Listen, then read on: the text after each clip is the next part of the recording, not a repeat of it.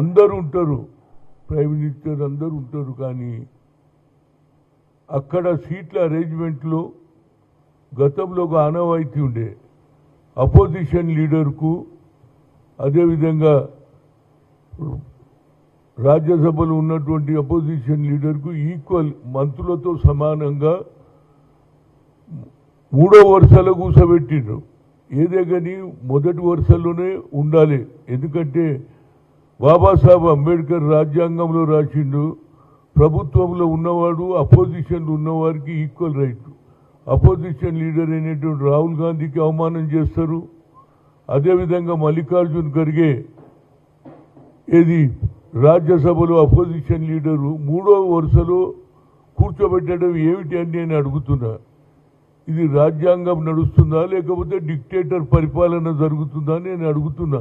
ఎందుకంటే అందరికీ అంబేద్కర్ రాసిన రాజ్యాంగంలో అందరికీ సమానంగా ప్రభుత్వంలో ఉన్నటువంటి వారు అపోజిషన్లో ఉన్నవారు వారికి సరి అయిన స్థానం ఇవ్వాలనేది వారి ఆలోచన. ఏది అంబేద్కర్ రాసిన ఆలోచన. ఇవాళ రాజ్యాంగంలో ఏదైతే సిబిఐ కానీ ఎలక్షన్ కమిషన్ కానీ అన్నీ కూడా ఏది జవాబు అడిగితే జవాబు చెప్పాలి. గతంలో ఓట్ చోరీ జరుగుతుందని ఎన్నిసార్లు చెప్పినా లెక్కలు చెప్పినా దానికి ఎవడు పట్టించుకోలే. అంటే వన్ సైడ్ అన్నిటి మీద ఆక్రమణ జరుగుతున్నది. ఆఖరుకు రిపబ్లిక్ డే రోజు కూడా అపోజిషన్ లీడర్ అయినటువంటి రాహుల్ గాంధీ గారికి రాజ్యసభలో అపోజిషన్ లీడర్గా ఉన్నటువంటి మల్లికార్జున్ ఖర్గే కూడా అవమానం చేయవడం ఎంతవరకు సమంజసమని అడుగుతున్నా. వీళ్ళు ప్రభుత్వాలు నడిపిస్తున్నారా లేకపోతే డిక్టేటర్ పరిపాలన చేస్తున్నట్టు కనిపిస్తుంది నరేంద్ర మోడీ గారి ఆలోచన. మొదలేమో పండిట్ జవహర్లాల్ నెహ్రూ అవమానం చేస్తాడు, ఆ తర్వాత అంబేద్కర్ను అవమానం చేస్తాడు, ఆఖరుకు జాతిపిత మహాత్మా గాంధీని కూడా అవమానం చేస్తాడు. దేశ స్వాతంత్రం తెచ్చింది ఎవరు? ఒక కట్టె లేక ఒక తుపాకీ లేక అహింస ద్వారా ఈనాడు దేశానికి స్వాతంత్రం చేస్తే ఆయన పేరును కూడా పెట్టినటువంటి ఏదైతే లా ఉన్నదో గతంలో మన్రేగా ప్రోగ్రాం చేసి 100 రోజుల కార్యక్రమం ఇస్తే దానికి కూడా ఇవాళ 25 రోజులు పెంచేసి ఆ పేరు కూడా మారుస్తారండి. గతంలో ప్రతి డబ్బు కూడా రాష్ట్రాలకు వచ్చేది ఏది మన్రేగా గ్రామంలోనూ. కూలి వాళ్లకు 4 నెలలు ఎండాకాలంలో పని ఉండదు, తినడానికి తిండి ఉండదు అని ఆలోచన చేసి ఆ రోజులలో యూపీఏ ప్రభుత్వం సోనియా గాంధీ అదేవిధంగా మన్మోహన్ సింగ్ ఇచ్చినటువంటి చట్టాన్ని కూడా మారుస్తున్నారు. అంటే ఎంతవరకు ఇది న్యాయం అని నేను అడుగుతున్నా. ప్రజలు తెలుసుకోవాలి.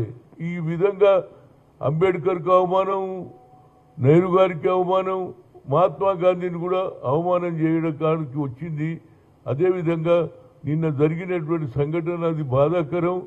ఈ ఏమిటి ఇది రాజ్యాంగంగా నడుస్తుందా లేకుంటే ఇది ఏది హిట్లర్ పాలనలుగా కనిపిస్తుంది? ఇది నేనే రాజును, ఇక నా తర్వాత ఎవరు లేడనే ఆలోచన మంచిది కాదు.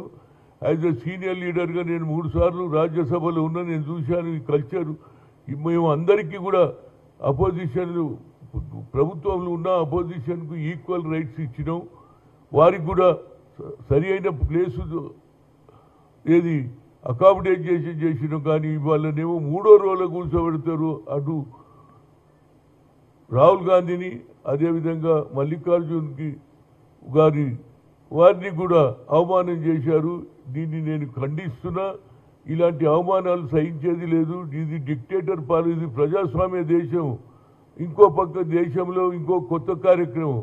అన్నిటికీ రామ్ పేరు చెప్పడం ఏం తప్పు చేసిండని మహాత్మా గాంధీ జాతిపిత ఎవరన్నారు?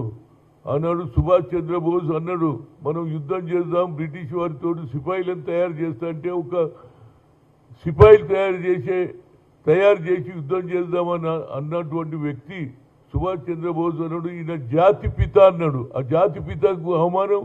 అదేవిధంగా గతంలో ఈ జాతిపితను చంపిన వాళ్ళు కూడా ఆర్ఎస్ఎస్ బీజేపీ. ఇప్పటి కూడా ఈ దేశాన్ని ముక్కలు చేసి ఏ విధంగా నన్న ప్రభుత్వాలలో కొనసాగాలని 3 సార్లు గెలిచినా ఇక 4వ సారి ఇది ఒక అహంకారం వచ్చేసింది. నేనే రాజును, నేను చెప్పినట్టే వినాలంటే ఇది ప్రజాస్వామ్య దేశం. అన్ని మతాల వారు, అన్ని కులాల వారు, అన్ని దేవుళ్ళు పూజించే దాన్ని ఏకం చేసి ఆనాడు రాజ్యాంగం రాసినటువంటి అంబేద్కర్కు అవమానం చేస్తారు, జాతిపితకు అవమానం చేస్తారు. ఇది డిక్టేటర్ పరిపాలనగా కనిపిస్తుంది. దీన్ని నేను ఖండిస్తున్నా. ఇలాంటి పరిపాలన వల్ల ఏది మీరు 4 రోజులు గొప్పలు చెప్పుకోవచ్చు, కానీ ప్రజలు గమనిస్తున్నారు. ఈ దేశాన్ని ముక్కలు చేసేసి మళ్ళా రాజ్యాంగంలో తమ ప్రధానమంత్రి కావాలని ఓట్ల రాజకీయాలు చేయడం ఇది మంచి పద్ధతి కాదు. ఎలక్షన్ అప్పుడే ఓట్లు, కానీ ఎలక్షన్ కాక